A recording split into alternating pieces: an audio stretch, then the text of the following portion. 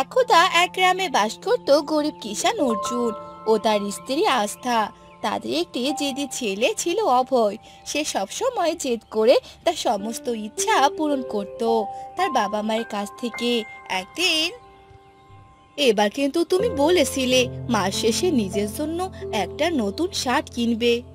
আরে, নিতেই তো চেয়েছিলাম কিন্তু নিব না। কেন, কি হয়েছে? নিবে না কেন তুমি? ও তো কোনো না কোনো সময় কিছু জিনিস নেওয়ার জেদ করতেই থাকে। এভাবে আমরা ওর সব জেদ পূরণ করতে থাকলে তো আমাদের জন্য দিনের পর দিন বিগড়ে যেতে থাকবে। আরে, ওসব কথা বাদ দাও। ওর জেদগুলো তো ছোটখাটোই, জিন্স প্যান্টের। আমার কাছে তো শার্ট আছেই। আমি না হয় পরের মাসে নতুন শার্ট কিনে নিব। একই কথা হলো। তোমাকে না বোঝানোটাই বেকার আমার। যা তোমার ঠিক মনে হয় তাই করো। তারপর অর্জুন আরো একবারের মতো অভয়ের জেদ পূরণ করে দেয়। আর সে কখনোই বোঝার চেষ্টা করে না তাদের পরিস্থিতি। তবুও অভয়ের এতে মন ভরে না। তাদের গ্রামে ধনী পরিবারের ছেলেদের দেখে অভয়ের খুব হিংসা হতে থাকে। ওর সবকিছুর চাই যা তাদের কাছে আছে। তাই অভয় তার বন্ধুকে বলে, ঠাকুরের ছেলেদের কাছে কত সুন্দর সুন্দর প্যান্ট আর সাথে টি শার্টও, আবার ওদের কাছে সাইকেলও আছে। আমি যদি কোনো ঠাকুরের ছেলে হতাম তাহলে ওসব আমার কাছেও থাকতো। আরে ইয়ার, এসব কেন ভাবছিস? তোর বাবা তো আবার তোকে কিছু জিনিস কিনে দিয়েছে দোস্ত। তবুও তোর আরো লাগবে। হ্যাঁ, কিন্তু ভাবতো, যদি আমি ধনী হতাম তাহলে আমার কাছে কত টাকা পয়সা থাকতো। আর আমি তোদেরকে রোজ রোজ বিভিন্ন প্রকারের মজাদার খাবার খাওয়াতাম, সাথে কোল্ড ড্রিঙ্কস। একবার ভাব ইয়ার। হ্যাঁ, এমনটা হলে তো ভালোই হতো। কিন্তু আমার কাছে যা আছে তা নিয়েই আমি অনেক খুশি দোস্ত, বুঝলি? তোকে এসব বলে দেখছি কোনো লাভ নেই আমার। থাক তুই, আমি গেলাম। এই বলে অভয় বাড়ি চলে আসে। তখন অভয়ের বাবা মা ঘরে বসেছিল। তা দেখে অভয় বাবার কাছে যায় আর বলে, বাবা, আমার নতুন সাইকেল, নতুন কাপড় ও কিছু টাকা চাই। এমন করে জিনিস চাইতেছিস যে মনে হয় তোর বাবার কাছে সোনার খনি রাখা আছে। আমার বাবা গরিব, এতে আমার কি দোষ? আমি গ্রামে ধনী ছেলেদের মতো করে থাকবো, ব্যাস। তোর বাবা তো তোর জন্য সব কিছুই করে যাচ্ছে। তোর জিন্স প্যান্টের কারণে একটি নতুন শার্টও কিনতে পারে না। দেখ একবার তোর বাবার দিকে, সেরা শার্ট পরে আছে। একটু তো শরম করে এবার। মায়ের এমন কথা শুনে অভয় তার বাবার ছেঁড়া শার্ট দেখে, কিন্তু কিছু বলে না। কারণ ওর তো সবকিছু চাই মানে চাই। তবে সে জানে ওর বাবা মা ওকে সবকিছু দিতে পারবে না। তাই মন খারাপ করে ঘর থেকে বের হয়ে যায় আর জঙ্গলে যেতে থাকে। অভয় তার পোড়া ভাগ্যকে রাগ দেখাতে থাকে। আমি যদি ধনী হতাম, হে ভগবান, আমাকে শুধু এতটুকুই করে দাও। আমাকে অনেক টাকা দিয়ে দাও ভগবান। এসব বলতে বলতে অভয় যখনই আবার পা সামনে রাখে, তো একটি গভীর গর্তের মধ্যে পড়ে যায়। আহ আর গর্তের মাধ্যমে অভয় আলাদা একটি গ্রামে পৌঁছে যায়। সেখানে গ্রামে পুরো বাঁশ দ্বারা তৈরি। বাঁশের রাস্তা, বাঁশের ঘর, বাঁশের কুয়া। আরে, আমি এটা কোথায় আসলাম? আর এখানকার সবকিছু বাঁশের কেন? অভয় এদিকে ওদিকে দেখতেই থাকে। তখনই আচমকা হাওয়া হতে শুরু করে আর বাতাসের সাথে আকাশে 2000 টাকার নোট উঠতে থাকে। আরে আরে, এসব আমি কি দেখছি? টাকা, এত টাকা! তারপর অভয় উঠতে থাকা সমস্ত টাকা কুড়িয়ে নেয়। সে তার চোখে বিশ্বাসই করতে পারছিল না। চারদিকে শুধু টাকা আর টাকা। তাই অভয় টাকাগুলোকে বড় বড় করে কাঠি বানিয়ে নেয়। হে ভগবান, তুমি আমার কথা শুনেছো। ধন্যবাদ ভগবান, তোমাকে অনেক ধন্যবাদ। অভয় টাকা পেয়ে এদিক সেদিক দৌড়াতে থাকে। আর এভাবে দৌড়ানোর কারণে ওর অনেক পিপাসা পায়। তখনই সামনে একটি কুয়া দেখতে পায়। ও জল খাওয়ার জন্য কুয়ার কাছে যায়। আর যখনই কুয়া থেকে বালতি উপরে তোলে, তো জলের পরিবর্তে বালতি ভর্তি হিরে উঠে আসে। হিরে? সবাই সত্যি কথাই বলে তাহলে। উপর যখন যা দেয় তখন একদম ভরিয়ে দেয়। বাহ বাহ, আমার কি ভাগ্য! প্রথমে টাকা পেলাম, আর এবার হিরে। তাহলে তো আমি এবার সব থেকে ধনী হয়ে যাব গ্রামের মধ্যে, আর আমার সব পছন্দের জিনিসও কিনতে পারবো। এবার আমাকে গ্রামে ফেরার রাস্তা খুঁজতে হবে। ও তো আমি খুঁজে নেবো, হা হা হা হা। তারপর অভয় হীরে বালতি নিয়ে গ্রামে ফেরার রাস্তা খুঁজতে থাকে। এভাবে একবার এদিক তো একবার সেদিকে যেতে থাকে, তবু কোনো রাস্তা খুঁজে পাচ্ছিল না। এভাবে অনেকক্ষণ ঘোরার কারণে অভয় ক্লান্ত হয়ে পড়ে। এই বাসে গ্রাম থেকে বাইর হওয়ার কোনো রাস্তাই তো দেখছি না। এখন আমি কি করব? আর আমার খিদেও পেয়েছে খুব। খুঁজে দেখবো কি, যদি কিছু পেয়ে যাই। এই বলে অভয় আবার সামনে এগোতেই একটি গাছ দেখে, সেখানে সোনালী রঙের ফল ধরে আছে। এই সোনালী ফল পেড়ে খেয়েই আমি আমার পেট ভরাবো। হ্যাঁ, এটাই ভালো হবে। অভয় একটি পাথর হাতে নিয়ে গাছে ঢিল মারে, আর একটি সোনালী ফল নিচে মাটিতে পড়ে। আর অভয় এই ফল তুলে খেতে ধরে, আর তখনই ওর দাঁত ব্যথা করতে থাকে। আরে, এই ফল তো সোনার। এদিকে খিদেই আমার পেট চলে যাচ্ছে। এখানে তো খাওয়ার মতো জলও নেই। এখন যদি আমি বাড়িতে থাকতাম, তাহলে আমার মা নিজের হাতে খাবার খাইয়ে দিত। এই বলেই অভয় কাঁদতে শুরু করে দেয় আর বলে, হে ভগবান, আমাকে একটু সাহায্য করো প্লিজ। এভাবে অভয়ের কান্না শুনে ওর সামনে দেবী চলে আসে আর বলে, অভয়, তুমি এভাবে কান্না করছো কেন? তুমি তো টাকাও অনেক সোনা চেয়েছিলে, তাই না? না, আমার কিছু চাই না। আমি আমার বাড়িতে যেতে চাই, বাবা মার কাছে। কিন্তু ওরা তো অনেক গরিব। ওরা তোমার সমস্ত ইচ্ছা বা শখ কিভাবে পূরণ করবে, তাই না? তাই বলছি কি, তুমি এখন থেকে এখানেই থাকো।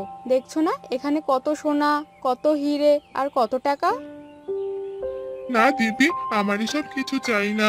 আমি সব বুঝতে পেরেছি যে জীবনে বেঁচে থাকার জন্য জল খাওয়া আর বাবা মায়ের খুব প্রয়োজন। তাহলে তুমি তোমার বাড়িতে গিয়ে বাবা মার কাছে আর জেদ করবে না তো কোনো জিনিসের জন্য? না, একদম জিদ করবো না আর। আমার কোনো সোনা পয়সার প্রয়োজন নেই। শুধুমাত্র আমাকে আমার বাড়িতে পৌঁছে দাও। ঠিক আছে, তুমি তো বুঝতে পেরেছো এখন। তোমার কল্যাণ হোক বাবা। এই বলে দেবী জাদু করে, আর অভয় আবার আগের জায়গায় পৌঁছে যায়। আর অভয় ভয়ে দৌড়ে দৌড়ে ওর বাড়িতে চলে যায়, আর কাঁদতে কাঁদতে ওর বাবা মাকে বলে, মা, বাবা, আমার কোনো কিছু চাই না। আমার শুধু তোমাদের দুজনকে চাই, ব্যাস। তারপর অভয় তার সাথে সমস্ত ঘটনা ওর বাবা মাকে খুলে বলে। সব শুনে অভয়ের মা আস্থা হাত জোড় করে দেবীর উদ্দেশ্যে বলে, হে দেবী মা, আপনাকে লাখ লাখ ধন্যবাদ। আপনি আমার ছেলেকে সৎ বুদ্ধি দিয়েছেন। ধন্যবাদ দেবী মা। এরপর আস্থা ও অর্জুন দুজনেই দেবী মাকে ধন্যবাদ দেয়। আর সেদিনের পর থেকে অভয় কখনো কোনো জিনিসের জন্য জেদ করে না। সামর্থ্য অনুযায়ী যা পেত তাই নিয়ে হাসি খুশিতে দিন কাটাতো।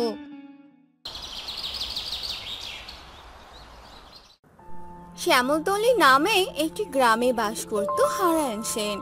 সে তার স্ত্রী ও ছেলেকে নিয়ে সেই গ্রামে থাকতো। হারায়ণ ছিল একজন দুধ বিক্রেতা। তার নিজের গরুর দুধ বিক্রি করে সংসার চালাতো। এভাবে তাদের দিন যাচ্ছিল। খা খা, খেয়ে আমায় বেশি করে দুধ দিবি। হ্যাঁ গো, আমার রান্না হয়ে গেছে। এসো, খাবার খেয়ে নাও। ঠিক আছে, চলো। এরপর হারায়ণ খাবার খেতে বসে, আর খাবার খেয়ে গরুর দুধ ছেঁকে নেয়। এরপর সেগুলো সাইকেলে করে নিয়ে গ্রামে গ্রামে বিক্রি করতে থাকে। দুধ নেবে? দুধ, খাঁটি দুধ, 20 টাকা কেজি। আসুন আসুন। ও দাদা, এদিকে আসুন। এই দুধগুলো ভালো হবে তো, নাকি জল মিশিয়ে নিয়ে এসেছেন? আরে দিদি, কি যে বলেন! জল মেশানো দুধ বিক্রি করলে কি আর আমার সংসার চলবে? এই যে আমার গরুর দুধ, একদম খাঁটি। ঠিক আছে, তাহলে আমায় 1 কেজি দিন। এরপর মহিলাটি হারায়ণের কাছ থেকে 1 কেজি দুধ নিল। এভাবে হারায়ণ সারাদিন দুধ বিক্রি করতে লাগলো। অন্যদিকে হারায়ণের ছেলে রামু ছিল অনেক দুষ্টু। সে সারাক্ষণ তার বন্ধুদের সাথে আড্ডা দিত। মা, ও মা, খেতে দাও তো, বড্ড খিদে পেয়েছে। সারাদিন বন্ধুদের সাথে ঘুরে এখন নবাবের ছেলে খেতে এসেছে। বলি, পড়াশোনা কি করতে হবে না নাকি? সময় হলে এই পড়াশোনা আমি করে নিব। এ নিয়ে তোমার আর চিন্তা করতে হবে না। সময় আরো কবে হবে শুনি?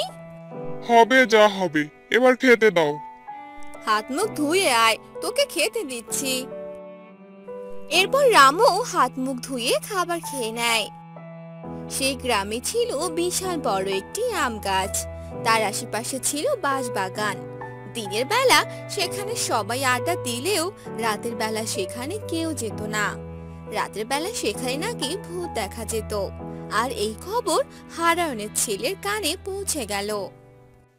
কি রে, শুনেছিস ওই বাঁশবাগানে নাকি ভূত আছে, আর সেই ভূত নাকি রাতে দেখা যায়? এটা তো আমি আগে থেকেই জানতাম, আমার বাবা আমায় বলেছিল। হ্যাঁ, আর আজ আমি জানতে পেলাম। তবে তোরা যাই বলিস, আমার এটা একদম বিশ্বাস হয় না। আরে এটা একদম সত্যি, বাবাও নাকি একদিন সেখানে থাকা ভূতগুলোকে দেখেছিল। এই জন্য তো রাতের বেলা সেখানে আর কেউ যায় না। তাহলে চল, আমরাও একদিন ভূতগুলোকে দেখে আসি। কি সব বলছিস তুই? ভূত দেখবি মানে? তোর মাথা কি ঠিক আছে?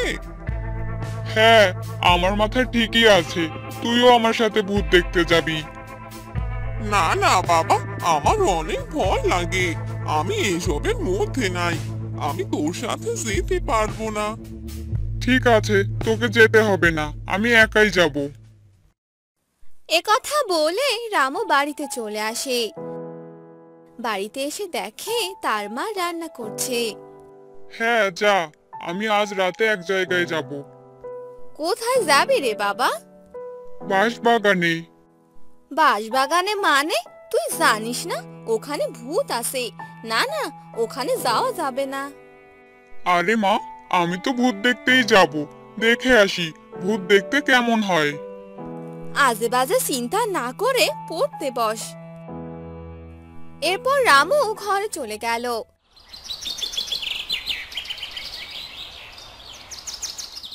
রাতের বেলা সবাই একসাথে খাবার খেয়ে নিল।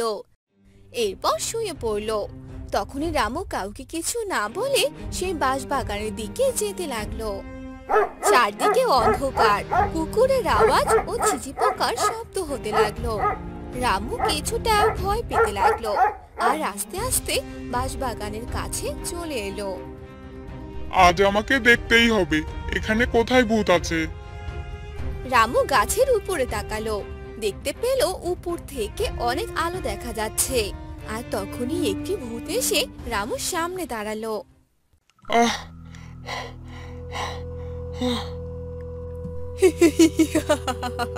কিরে বেটা রামু, তুই এখানে কি করছিস? নিজের জীবনের ভয় কি করিস না নাকি? এত তাড়াতাড়ি মরতে এলি যে? তুমি কি ভূত? কেন রে, আমায় দেখতে কি তোর মায়ের মতো লাগছে নাকি? হ্যাঁ, এবার চল, তোকে সবার সামনে নিয়ে যাই। এবার আমার কি হবে? আমি যে সত্যি সত্যি ভূতের কবলে পড়ে গেলাম। এক কাজ করি, অজ্ঞান হওয়ার নাটক করি। এরপর সেই ভূতটি রামুর দিকে আসতে লাগলো। আর তখনই রামু অজ্ঞান হয়ে পড়ে গেল। আরে যা, এ তো মনে হয় মরে গেছে। না না, মরা মানুষের মাংস খাওয়া যাবে না। একথা বলে ভূতটি সেখান থেকে চলে গেল। ভূতটি চলে যাওয়ার পর রামু সেখান থেকে পালিয়ে বাড়িতে এলো। পরদিন সকালবেলা। কিরে রামু, এখনো ঘুম থেকে উঠছিস না যে? কিরে ওঠ। এ কি, তোর শরীরে যে অনেক জ্বর। এত জ্বর এলো কি করে? মা, কাল আমি বাঁশবাগানের ভূত দেখেছিলাম। কি ভয়ানক দেখতে ছিল। আমাকে বাঁচাও মা, ওই ভূত যে আমাকে মেরে ফেলবে। তোকে না বললাম বাঁশবাগানে না যেতে? দেখলি তো কি হলো এবার? আমি আর কখনো ওখানে যাব না মা।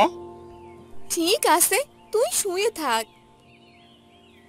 একথা বলে রামুর মা বাহিরে চলে গেল। আর এভাবেই অনেক দিন চলে গেল। একদিন রামুর বাবা হারায়ন দুধ বিক্রি করে বাড়ির দিকে আসতে লাগলো। এ কি, আমি কোন রাস্তা দিয়ে এলাম? এই যে বাঁশবাগানের রাস্তা, এবার আমি এই রাস্তা দিয়ে যাব কি করে? অনেক দূর তো চলে এসেছি, এবার তো ফিরে যেতেও পারছি না। না না, মনে হচ্ছে এই পথ দিয়েই আমাকে যেতে হবে। ভগবান, আজকের মতো ভূতের হাত থেকে আমায় বাঁচিয়ে নিও।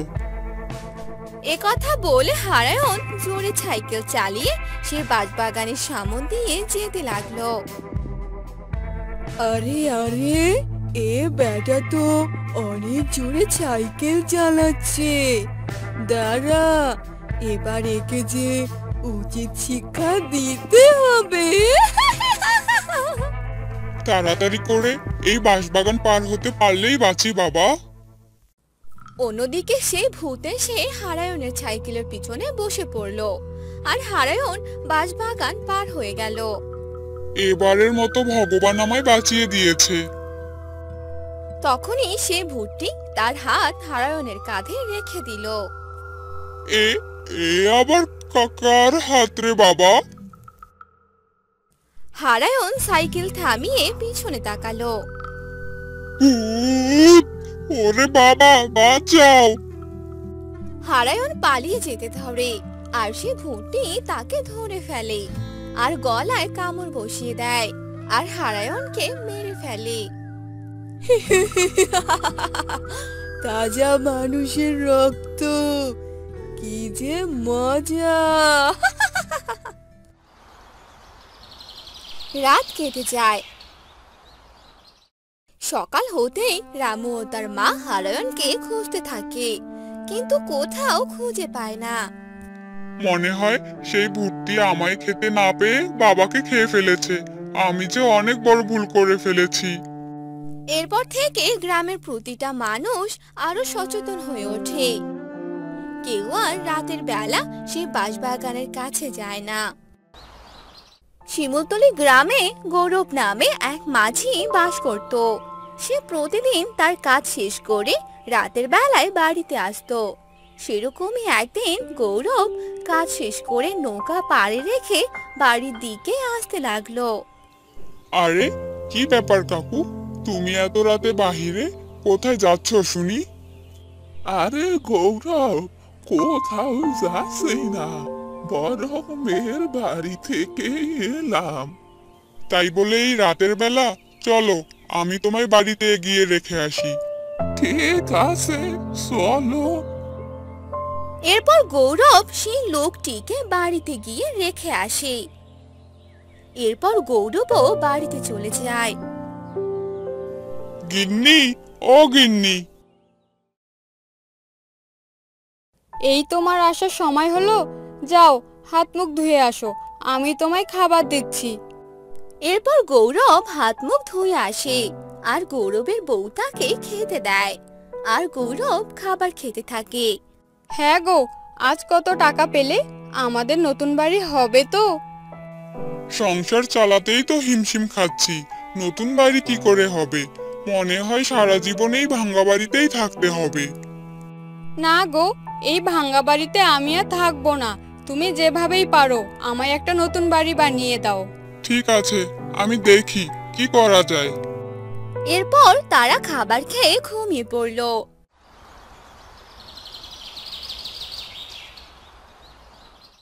পরদিন সকালে গৌরব নদীর ঘাটে যায় আর নৌকাতে গিয়ে বসে পড়ে। তখনই সেখানে এক মহিলা আসে। আরে দিদি, আপনি কোথাও যাবেন নাকি? হ্যাঁ দাদা, আমাকে সামনের ঘাটে একটু নেমে দিয়ে আসুন। ঠিক আছে দিদি, নৌকাতে উঠে বসেন। এরপর গৌরব সেই মহিলাটিকে সামনের ঘাটে নেমে দিয়ে আসে আর মহিলাটি গৌরবকে টাকা দিয়ে দেয়। এভাবে সারাদিন গৌরব কাজ করে।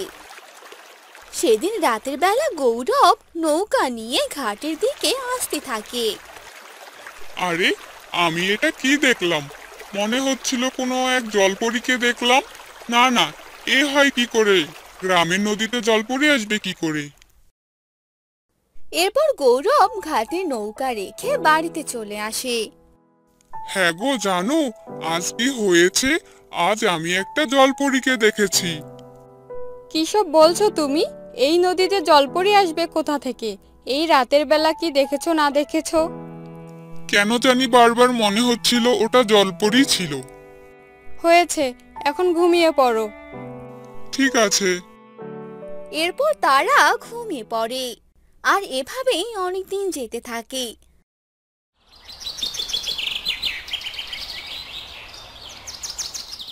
আর একদিন রাতে বাড়িতে আসার সময় গৌরব একটি জলপরীকে দেখতে পায়। জলপরীর পুরো শরীরে আঘাতের চিহ্ন ছিল। আরে এ কি? এ তো সত্যিকারের পরী, কিন্তু এই জলপরীর কি হয়েছে? আহ আহ বাঁচাও, বাঁচাও আমাকে। এ কি জলপরী, কি হয়েছে তোমার? আহ আমাকে এক সৈন্যদল আঘাত করেছে। তুমি বাঁচাও আমাকে। ঠিক আছে ঠিক আছে। একথা বলে গৌরব কিছু পাতার রস করে জলপরীর শরীরে লাগিয়ে দেয়। এরপর জলপরী আস্তে আস্তে সুস্থ হতে থাকে। আর গৌরব সেখানেই বসে অপেক্ষা করতে থাকে। আচ্ছা মানব, তোমার বাড়ি কোথায়? আর তুমি বাড়িতে যাচ্ছ না কেন? আমার বাড়ি তো এই পাশেই, তবে তুমি সুস্থ না হওয়া পর্যন্ত আমি এখানেই থাকবো। এখানকার মানুষজন বেশি ভালো না, তোমায় দেখলে আবার কেউ ক্ষতি করতে চাইবে। তুমি সত্যি অনেক ভালো। কিন্তু তুমি এই নদীতে আসলে কিভাবে? আমার জানা মতে গ্রামের নদীগুলোতে তো জলপরী থাকে না, তারা তো সমুদ্রে থাকে। হ্যাঁ, আমিও সমুদ্রে ছিলাম। সমুদ্রে একটি বড় মাছ এসেছিল যে সবাইকে খেয়ে ফেলেছিল। আমার মা বাবাও এখন আর নেই। আর আমাকে আমার এক বন্ধু এখানে নিয়ে এসেছে। বন্ধু? সে আবার কে? আমি সমুদ্রের কিনারায় এসে পড়েছিলাম। আমার শরীরে অনেক ক্ষত। তখনই একটি লোক এসে আমার জীবন বাঁচিয়েছে। আর আমি তাকে সব কথা খুলে বলি, যার কারণে সে আমায় এই গ্রামের পুকুরে নিয়ে আসে। ওহ, তাই তো বলি, গ্রামের পুকুরে জলপরী এলো কি করে? এরপর জলপরি সুস্থ হয়ে যায়। তারপর গৌরব জলপরীকে রেখে বাড়িতে চলে আসে। আর এভাবেই অনেকদিন কেটে যায়। একদিন সকালে তারা ঘুম থেকে উঠে দেখে। এ কি? আমি কোথায় চলে এসেছি? হ্যাঁ গো, তাড়াতাড়ি উঠে পড়ো। দেখো আমরা কার বাড়িতে এসেছি। কি হলো? এই সকালবেলা চেঁচাচ্ছ কেন? আরে গিন্নি, আমরা কার বাড়িতে এসেছি গো? কাল রাতে তো নিজের বাড়িতেই শুয়েছিলাম। চলো বাহিরে গিয়ে দেখি। এরপর তারা বাহিরে বের হয়। আর গিয়ে দেখে তাদের বাড়িটি এক নতুন বাড়িতে পরিণত হয়েছে। হ্যাঁ গো, এ তো দেখছি স্বপ্নের মতো হয়ে গেল। আমার মনে হয় এ কাজ ওই পরী করেছে। জলপরি? কোথায় আবার জলপরি? গ্রামের নদীতে জলপরী। সেদিন জলপরীর সাথে আমার দেখা হয়েছিল। আমি যে জলপরীর জীবন বাঁচিয়েছিলাম, আর সেজন্যই জলপরী আমাদের বাড়ি উপহার দিয়েছে। তাহলে তুমি বরং জলপরির সাথে একবার দেখা করে আসো। একথা শুনে গৌরব নদীর কিনারায় গেল আর জলপরীকে ডাকতে লাগলো। জলপরী, ও জলপরী, কোথায় তুমি? কি হলো, তুমি আমায় ডাকছো কেন? আচ্ছা, তুমি কি আমাদের একটা নতুন বাড়ি দিয়েছো? হ্যাঁ, আমি তো দিয়েছি। এ যে সত্যি আজব ব্যাপার, আমি যে বিশ্বাস করতেই পারছি না। এরপর জলপরি পানিতে ডুব দিল আর কয়েকটি মাছ এনে গৌরবকে দিয়ে দিল।